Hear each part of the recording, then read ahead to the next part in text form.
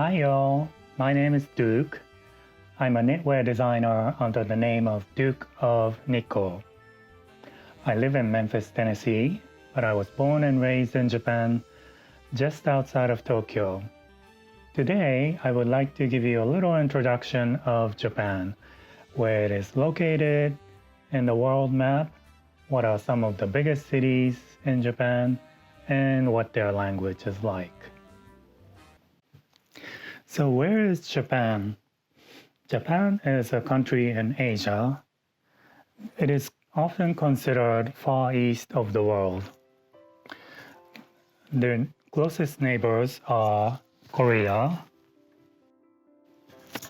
China, Taiwan, and Russia. It is also relatively close to some of the United States territories like Guam and Northern Mariana Islands. It's about 1,500 miles away. And also Hawaii is about 4,000 miles away. And Pacific Northwest, like Seattle, is about 5,000 miles away.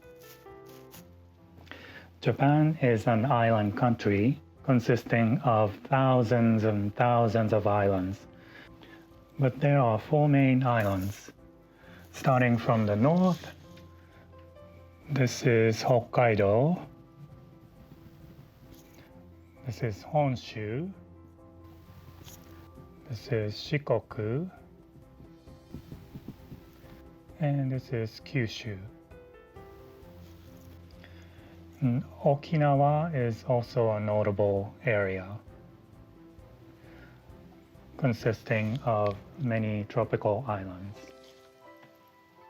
You may consider Japan a small country. Compared to US and Canada, yes, it is tiny. I think both the US and Canada are about 25 times larger than Japan. But Japan is a very skinny and long country. It's roughly 1,500 miles long, north to south, as well as from east to west.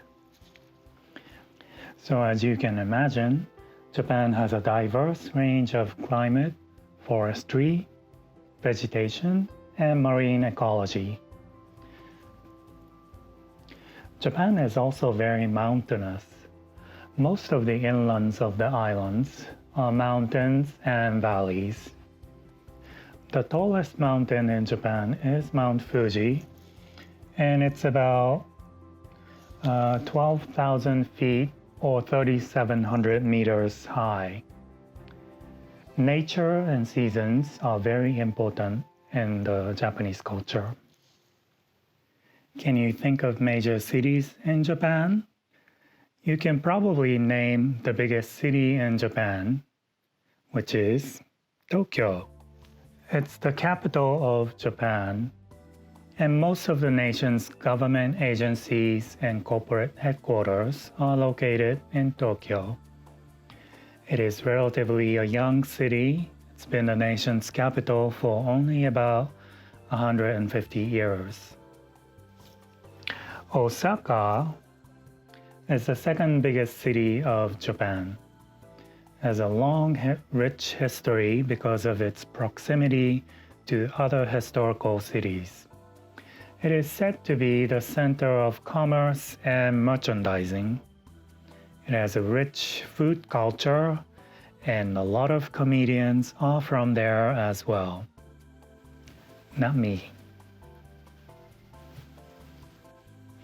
Close to Osaka is a historical city called Kyoto.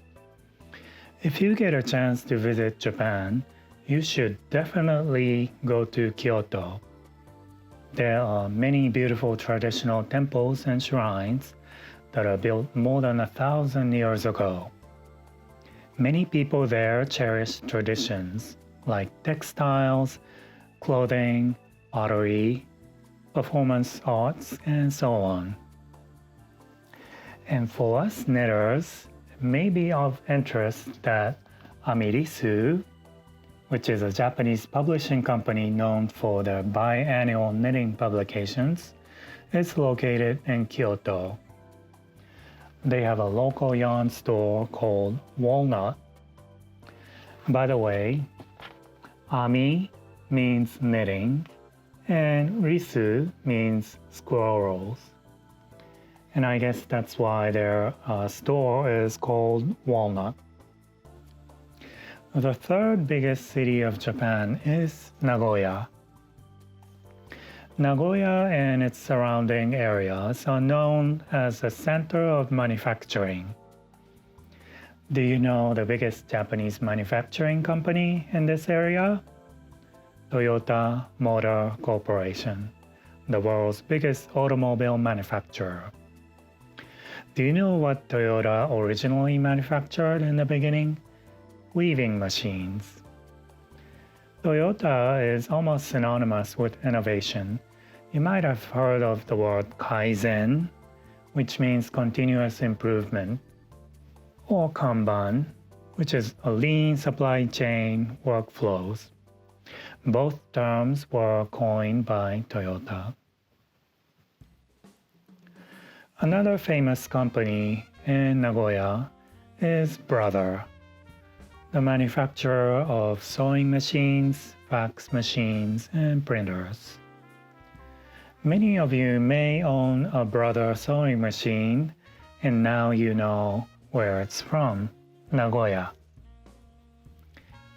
Speaking of innovative companies, Noro Yarns and their main dyer Eisaku Noro is also based in Nagoya. Sapporo is the biggest city of the northern island of Hokkaido. To me, Hokkaido is like Alaska and California combined. It's huge in fishery and agriculture. So if you are a foodie, you should visit there. They have great seafood, vegetables, meats, and dairy products. It also got great ski resorts and all. It's sweater weather most of the year. Fukuoka. It's not Fukuoka, but Fukuoka is the biggest city of the southern island of Kyushu. It's also a great city for foodies, but it's not so much sweater weather compared to up north. But if you're into Asian men, they say that people from Kyushu are the most manliest, handsome creatures. So you should go there, take off your sweater, and get naked with them. And there's Naha city in Okinawa. Area-wise, Okinawa is very tiny. I think it's about 0.1% of Japan's land. But Okinawa is home to many Japanese Americans, and also US military bases have a huge presence in Okinawa.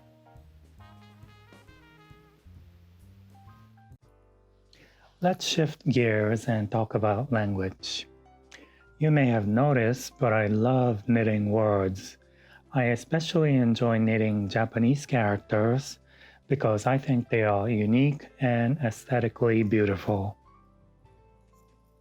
So way back when, about 1500 years ago, Japan did not have a writing system, but they started having a relationship with their biggest neighbor, China, and soon they adopted the writing system that Chinese people had. That is kanji. And kanji literally means characters of China.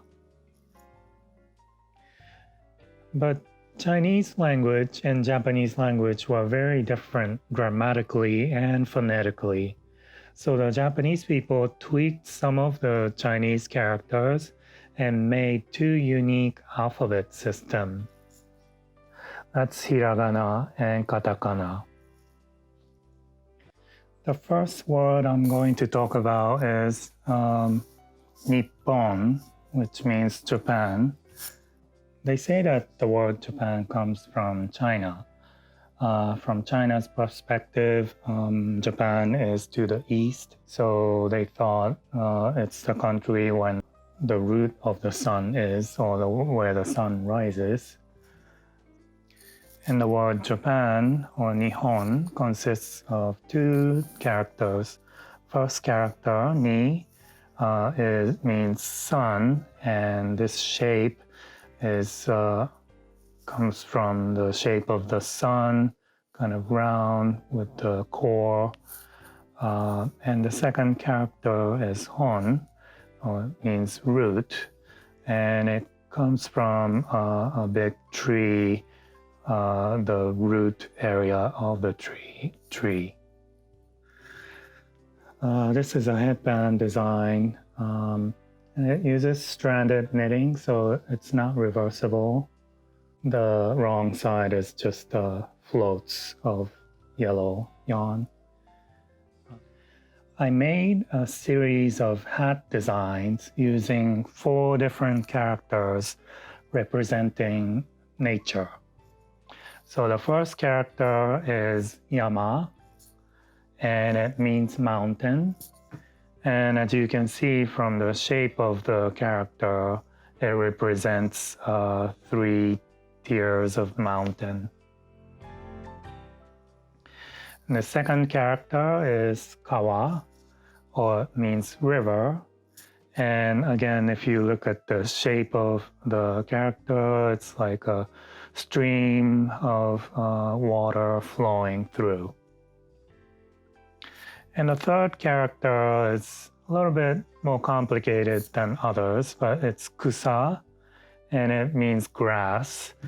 And it represents leaves or plants growing, and there's a sun, the character sun, in the middle.